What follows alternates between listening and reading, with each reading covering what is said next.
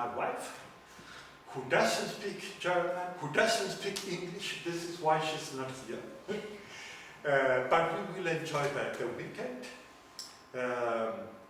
So I'm married. As I said, I'm from Uruguay, married. I have 3 children, 1 grandchild, 1-year-old. So what you were saying, some of you, of the concern for the children is something that that is very close to my heart, and I'm semi-retired, I would say. This is, I don't work full-time, so 2 days per week. Lena, this is the name of my grandchild, I have the chance of having her with me. So many times I think, well, what will be her in 10, 20 years' time? In what world will she be?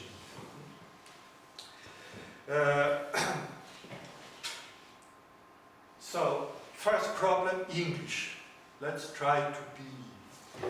Second problem with any conference is the problem of the title. On one hand, how will you have an appealing title, a sexy title for the people to participate?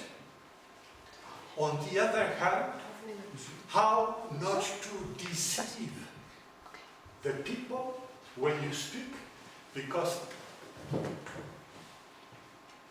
I don't think you will believe I will be able in 30, 45 minutes to speak about climate justice from the global south,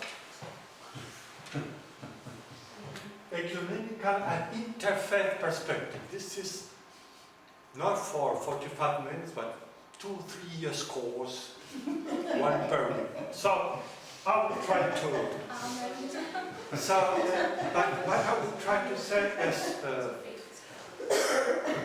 climate justice. This is the title of the whole series. I think it's clear. I will try to speak about this. Global South. I'm coming from one part of the global South. This is Uruguay, Latin America, and this is where I will mainly take my examples to talk to you about. But when I was in the World Council of Churches, ecumenical, you know that the World Council of Churches, the Roman Catholic Church, is not part of. So I'm Catholic, I worked with the World Council of Churches, but and why is the Roman Catholic Church is not part of? On one hand, because the Roman Catholic Church does not recognize as churches some of the members of the World Council of Churches, WCC. Many, for instance, evangelical churches are not recognized as churches. The other reason is that the representation in the World Council of Churches governing bodies is related to the membership. So if the Roman Catholic Church has 1,500,000,000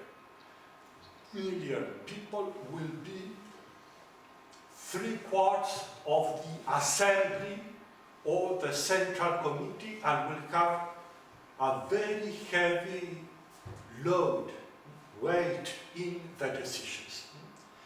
But on the other hand, the financial contributions of the churches are in relationship to the membership. So the Roman Catholic Church will have to fund the World Council of Churches, and the Roman Catholic Church is not willing to do so. So there are strong relationships, especially with the Pontifical Council on Christian Unity, with the former Pontifical Council on Justice and Peace, and there are 2 or 3 people who are funded by the Vatican to work in the World Council of Churches. I was not funded by the Vatican, I came as, they say, expert, but well. Okay? So when I worked in the World Council of Churches, I was able to travel a lot. At one point for me it was too much. When you get older, traveling from Geneva to Fiji, or 2, and then you have 12 hours difference and you don't know, is it day, is it night, what I'm going to say. So I was able to travel to Africa, Asia, Middle East, the Arctic, a lot to the Pacific because of the island, you know, that there are some islands that will disappear because of climate change, because of the rise of sea level. So when I'm speaking about Global South, I will take also all these examples, but mainly from Latin America. And when I say there's a difference, I will stress a difference between interfaith and interreligious. When we say interreligious, we speak mainly of the big religions. This is Christianity, Islam, Judaism, somehow Hinduism. Then you know that Buddhism can be considered or not a religion. But when you say interfaith, in English, I don't know the word in German, and in French you don't have this distinction, in Spanish now. But when you say interfaith, it takes into account millions of people who do not identify themselves with the big religions, but who are spiritual believers. This is the case, for instance, of Latin America, Asian or African religions or beliefs. And many of them do not consider their Weltanschauung as a religion. This is why I prefer to say interfaith. Okay, what I'm planning to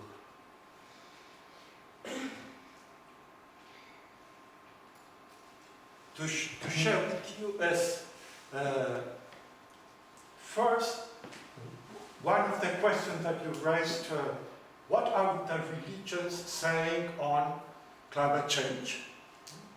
Especially, I would say, what are Christian, but also other faiths saying on climate change. But I will start saying why religion is so important in the Global South. I don't know the case of Austria, but in Switzerland, there is a decline of belief, not only of Christian faith, but of belief in general. In Geneva, where I live, the majority of the population are non-believers.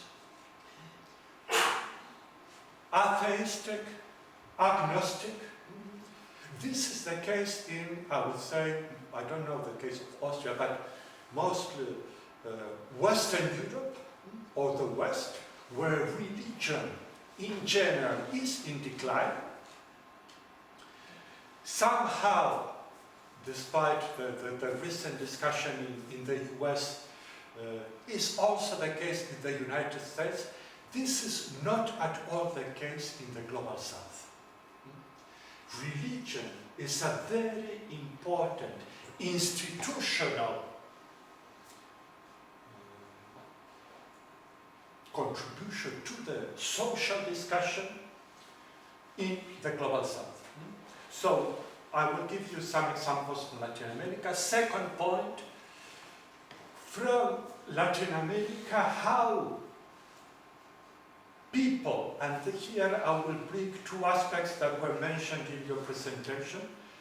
One is social mobilization that was related in Latin America, we speak about Latin America, on justice and human rights, to include issues of ecology and climate change. Why this happened?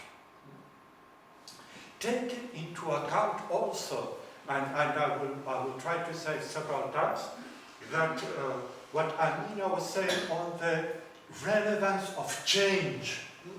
From the Christian perspective, we call it conversion. Amina was stressing the individual person and conversion that is needed. I would say this is necessary, as others were saying also, there's also a need of a social and political conversion. And this is my perspective, this should go together. One is not enough. Political changes are not enough. Individual conversion is not enough. They should go together. Well, this is my perspective, and I will try to argue about it. And then I will give you some examples on what has been done on ecumenical. When I say ecumenical, this is Christian churches together. This means Roman Catholics, mainly Roman Catholics, Protestant and Orthodox. Within Christianity, there are other churches that we call in English evangelicals. This is not evangelische, because evangelische in German is more Protestant. You know, what you say in English, Protestant, either Lutheran or Reformed. Evangelicals are more Pentecostal or neo-Pentecostal churches, and I will make some distinction about this. What has been done on the global arena, and then some conclusive remarks that I will try to show you. You follow me there? English is okay? Yes? Yeah. I'm speaking too quickly? No? Okay. Good. So, the relevance of the church and religion in the global south, as I said, if I may, I'm coming from Uruguay, and you know, in Latin America we're very passionate. I cannot speak like this, no. I need to, and then I start sweating, so, but I will not take off my shirt, don't worry. Don't worry. So,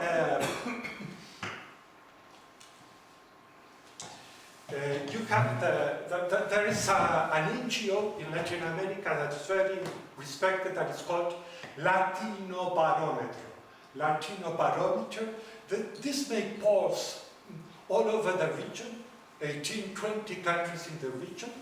And what I'm sharing with you there is what is the trust? Do the people trust in the institutions? This is, do you think they are fair? Do you think they say the truth? Do you think you can count on them? And this is coming from 2020, it was published last year, 2021. I will share with you the PowerPoint presentation if you want. But for me it's quite surprising is that the first institution in Latin America is the church. Much more than... Which church? The churches.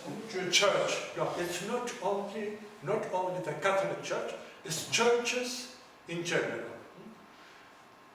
I don't know if you know, for instance, in Central America, Nicaragua, Honduras, Guatemala, majority churches are evangelical churches, not anymore the Catholic Church.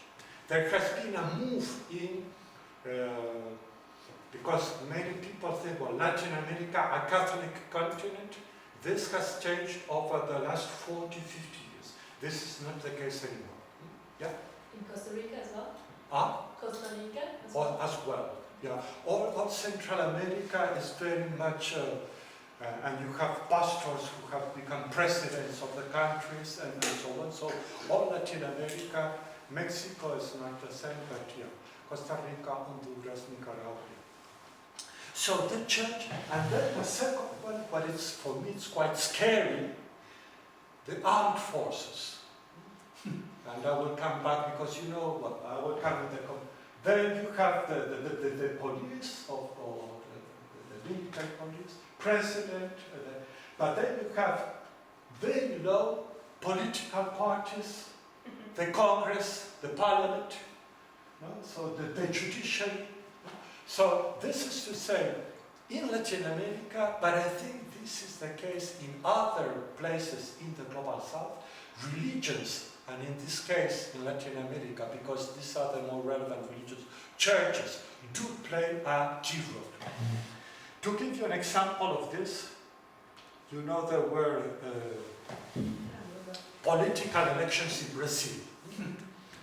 The last one last Sunday, and Bolsonaro, we don't know yet if he has recognized or not. Yeah, he has. Huh? He has now. Pardon? He has recognized. Yes. The Yeah. result. Yeah. Okay. Okay. So the title of this newspaper, Lula and Bolsonaro understand the non-holy war on religion at the elections. So both Bolsonaro, who is very close to evangelical groups, you have here Bolsonaro pray with some pastors. There were some hand imposition on Bolsonaro.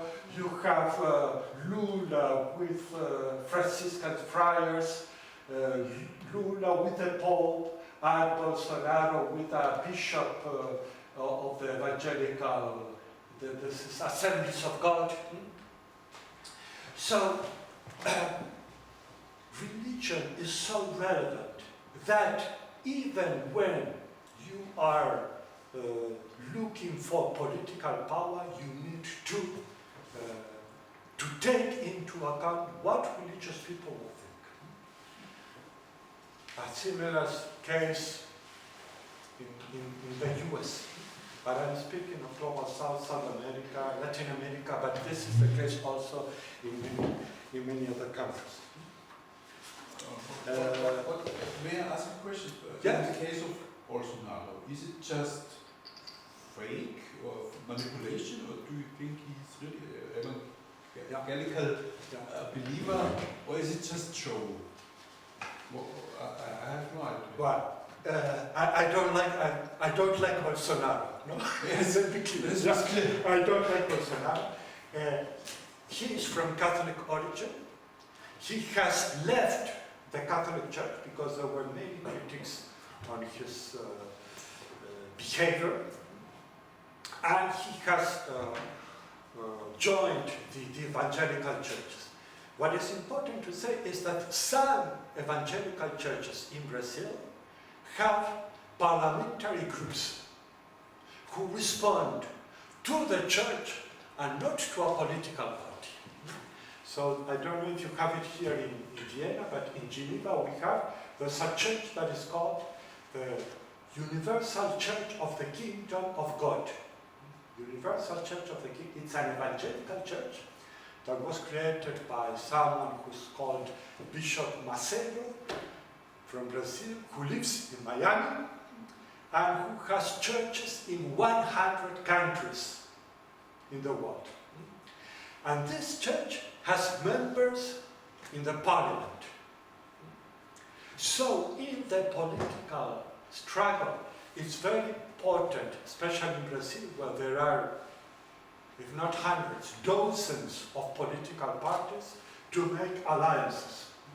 And I think my understanding is Bolsonaro, in order to be able to govern, had made alliances with these evangelical groups. So I think I think he's a believer. He's not a believer in the way I consider a believer should be, but in his political ambition, he has especially built bridges with all these evangelical groups. It's interesting also, if I came back to the relevance of the Church of Institution, that this changed also when Pope Francis was elected as Pope. Immediately before the election of Pope Francis, the Church, the relevance of the Church was very down, also because of the, especially in Chile, the pedophilia scandal. Yeah, the pedophilia priests who were condemned at the point that in Chile all the bishop conference resigned at one point. This was probably 2014, 15, the first years of Pope Francis. But when Pope Francis, at least with his way of speaking, this made the Catholic Church, but churches in general, I don't know what is the case in Vienna, but you were mentioning a little, Bernadette and others, the difference between what the bishop said or what the Pope said and what is going on the ground. On what are they in relationship to climate change. But for instance, when the Laudato Si was published in 2015, there were a lot of positive reactions coming from, Yeah, please. yeah, there were a lot of positive reactions coming from the scientific world, the IPCC, this Intergovernmental Panel on Climate Change. Yeah, that's good. Coming from the political leaders, Obama spoke about Laudato Si, the UN, the United Nations Secretary General, there were a lot of very positive remarks coming from other churches. The Orthodox Church, for instance, the Ecumenical Patriarch Bartholomew, or Protestant churches.